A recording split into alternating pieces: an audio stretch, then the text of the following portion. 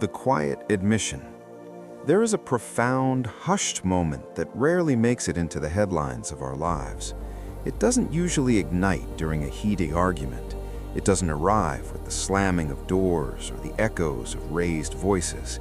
Instead, it unfolds in the heavy stillness of a Tuesday night or the gray light of an early morning.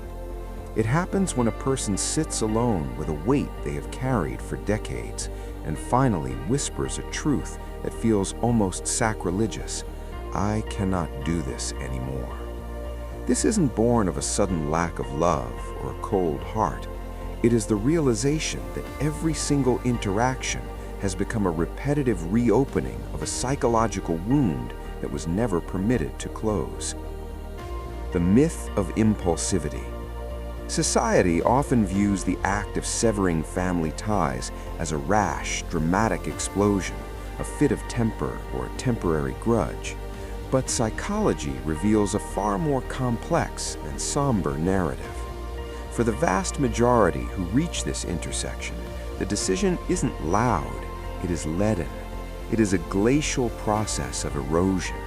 It is the final, weary step taken only after every bridge has been reinforced, every olive branch has been extended, and every other conceivable avenue of reconciliation has been exhausted.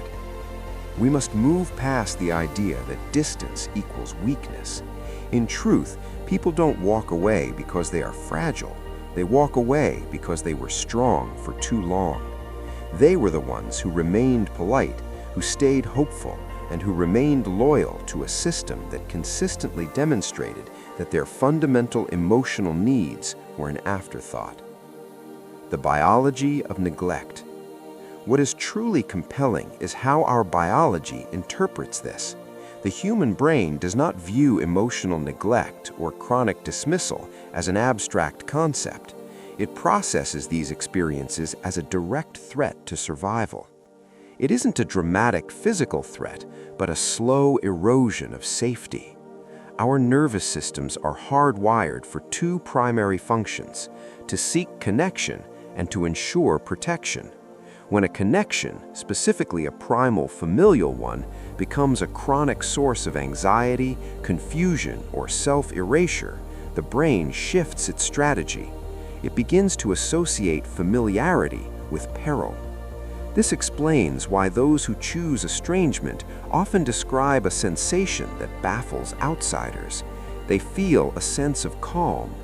This isn't the calm of a victor, it is the calm of a regulated nervous system. Psychologists define this not as a rejection of others, but as a boundary-driven survival mechanism. The brain isn't trying to inflict punishment, it is desperately trying to restore its own internal equilibrium. The threshold of tolerance.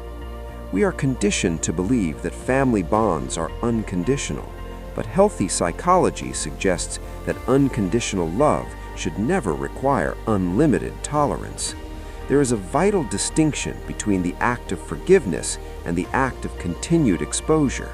Forgiveness allows for internal healing, but continued exposure to toxic dynamics simply re-injures the soul. Most people in this position don't actually crave distance. They crave safety without fine print. They want a relationship where they don't have to shrink to fit into the room. They want a love that isn't a transaction for their obedience. When these needs are perpetually ignored, the mind follows a predictable path. First, it tries to compromise. Then, it tries to explain.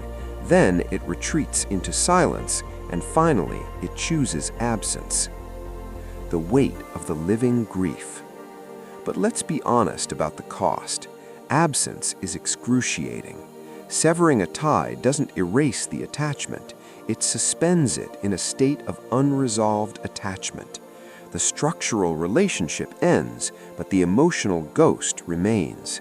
This is why the ache returns on birthdays or during the hollow spaces of the holidays. This grief creates a secondary poison, guilt. Because we are taught that loyalty is synonymous with morality, the mind begins to interrogate itself. What kind of person leaves their own blood? This internal conflict is a war between the need for peace and the weight of shame. Studies show that while distance brings emotional clarity, it also triggers a cycle of self-questioning.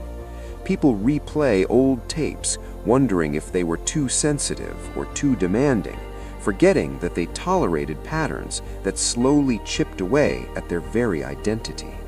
The clarity of adult perspective. The final breaking point usually isn't one grand betrayal. It is the devastating realization that the pattern is permanent. This realization requires a profound grieving process, not just for the family you had, but for the one you deserved. As children, we normalize whatever environment we are given because we have no choice.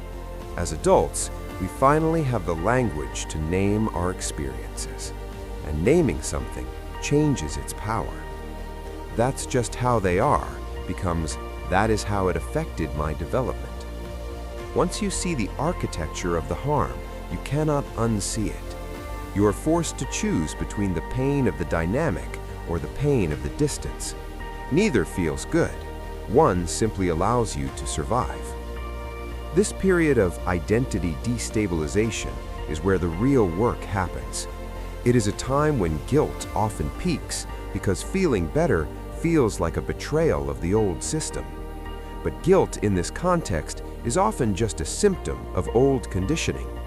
The brain cannot heal while it is under constant self-judgment. Self-compassion is not a luxury here. It is a neurological necessity for the brain to move out of a state of high alert. The transformation of boundaries. An unexpected byproduct of this journey is adaptive boundary generalization. Once you learn to recognize harmful patterns in your family, you start seeing them everywhere. You stop normalizing emotional inconsistency in your friendships. You stop over-functioning in your workplace. You don't become colder, you become clearer. Your circle may shrink, but its integrity increases.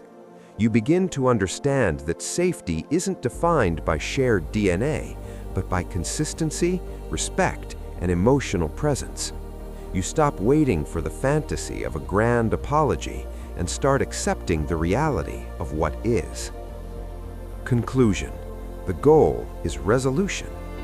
Healing doesn't mean the story vanishes. It means the story becomes quieter. It becomes a chapter, not the entire book. You reach a point where your worth is no longer a matter of negotiation. The psychology of estrangement is ultimately not about rejection. It is about resolution. It is the resolution to stop betraying yourself in the name of a fragile peace. It is the resolution to choose honesty over appearances. Most people who walk this path never wanted to. They wanted connection, repair, and to be understood. Distance was never the goal. It was the consequence of clarity. And that clarity, once earned, allows you to finally move through the world rooted in your own truth. You are no longer performing. You are finally, quietly real.